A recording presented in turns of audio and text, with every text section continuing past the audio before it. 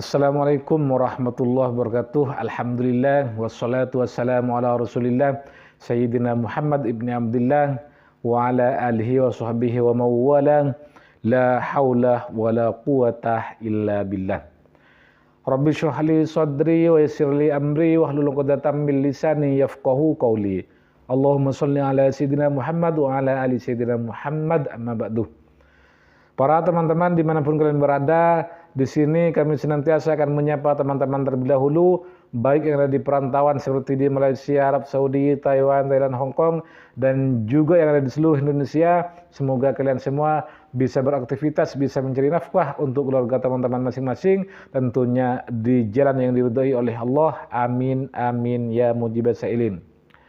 Para teman-teman dimanapun kalian berada, seperti biasanya, sebelum kita melanjutkan video ini, maka alangkah baiknya mari kita aminkan doa berikut ini teman-teman, karena salah satu doa cepat dikabulkan kita doa bersama-sama dan banyak yang mengaminkan seperti itu teman-teman.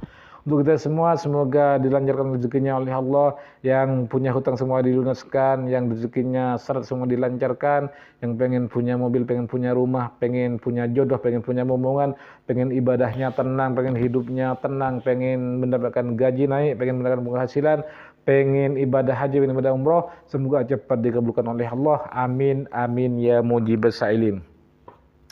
Baik para teman-teman dimanapun kalian berada, seperti biasanya saya tidak bosan-bosannya akan mengingatkan kalian semua, silahkan yang punya hajat besar, yang punya keinginan yang belum dikabulkan oleh Allah, yang punya doa besar, silahkan tuliskan doa atau hajat besar teman-teman di kolom komentar ini, nanti kita aminkan bersama-sama dengan harapan doa hajat kita cepat Allah kabulkan, seperti itu teman-teman. Baik, di video kali ini, di kesempatan kali ini, saya akan menjawab dari salah satu pertanyaan teman-teman kita, teman-teman.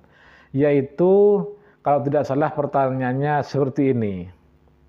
Ustadz, kenapa orang yang tidak sholat rezekinya malah banyak, rezekinya malah numpuk, malah menjadi orang kaya, malah hartanya banyak. Kenapa Ustadz? Sedangkan saya yang sering sholat itu hidupnya biasa-biasa aja. Itu pertanyaannya kalau tidak salah teman-teman. Maka di sini akan saya jawab. Mungkin di antara kalian pernah menonton video saya sebelumnya, kalau tidak salah ada 2 video teman-teman, yang menjelaskan orang yang tidak sholat kenapa hartanya banyak, bahkan menjadi orang kaya. Kenapa orang yang tidak sholat itu? Pernah saya jelaskan di video saya sebelumnya. Mungkin yang sering atau subscriber saya yang royal, yang sering menonton video ini pasti bisa menjawabnya di video kali ini. Ayo kalau yang bisa menjawab silakan tuliskan jawaban kalian di kolom komentar ini teman-teman. Kenapa orang yang tidak sholat bahkan jarang sholat kok hartanya banyak seperti itu? Maka kalau kalian sering menonton video saya, maka insya Allah kalian akan bisa menjawab di video kali ini teman-teman. Namun sebelum itu saya akan memberikan sebuah pencerahan terlebih dahulu kepada kalian. Ketika kalian punya anak punya anak laki-laki dan perempuan. Ketika kalian memerintahkan anak kalian, misalnya disuruh sekolah, enggak mau, anak laki-laki enggak mau disuruh sekolah, disuruh sembahyang tidak mau, disuruh beli makanan tidak mau, bahkan disuruh apapun itu tidak mau, bahkan menantang kepada kita, maka secara logika, apakah kalian itu sayang atau benci kepada anak tersebut ketika disuruh apa-apa tidak mau? Secara logika, ayo kita jawab bersama-sama. Pastinya kita itu akan marah kepada anak kita, akan benci, seakan-akan benci teman-teman. Nah setelah misalnya anak kita yang disuruh apa-apa itu tidak mau, kemudian sering meminta kepada kita, sedangkan kita marah dan bahkan benci kepada dia, apakah kita akan memberikan permintaan anak tersebut? Di dalam hati kita justru itu sulit untuk memberikannya teman-teman. Karena kita sering diminta oleh anak kita itu yang tidak mau, disuruh apapun itu tidak mau, maka kita ini biasanya pasrah, artinya dibiarkan saja. Misalnya minta motor dibelikan, minta mobil dibelikan. Itu karena kita sudah jengkel dan pasrah. Maksudnya tidak peduli, kita sudah tidak peduli dia mau apa, mau menjadi apa, mau beli apa, itu sudah tidak peduli, artinya dibiarkan saja, seperti itu teman-teman. Kemudian kita ibaratkan dengan kita ketika kita diperintahkan oleh Allah untuk sholat, kita itu jarang, bahkan kita itu tidak sholat, bahkan sholatnya itu bolong-bolong. Misalnya Selasa sholat, Seninnya tidak sholat, Minggunya sholat, Sabtunya sholat, bolong-bolong, bahkan ada yang tidak sholat. Tapi kenapa hartanya kok banyak, Ustadz? Itu pertanyaannya kemarin. Kenapa orang yang tidak sholat itu hartanya banyak? Nah, ini mungkin teman-teman sudah tahu jawabannya ketika saya mengasih pencerahan tadi. Berarti harta yang mereka miliki orang yang tidak sholat itu bukan berarti rezeki yang yang diberikan oleh Allah secara belas kasihan. Namun bisa jadi harta yang telah diberikan Allah kepada orang yang tidak sholat tadi itu bisa saja Allah sengaja dibiarkan saja, sudah Allah tidak peduli sama mereka.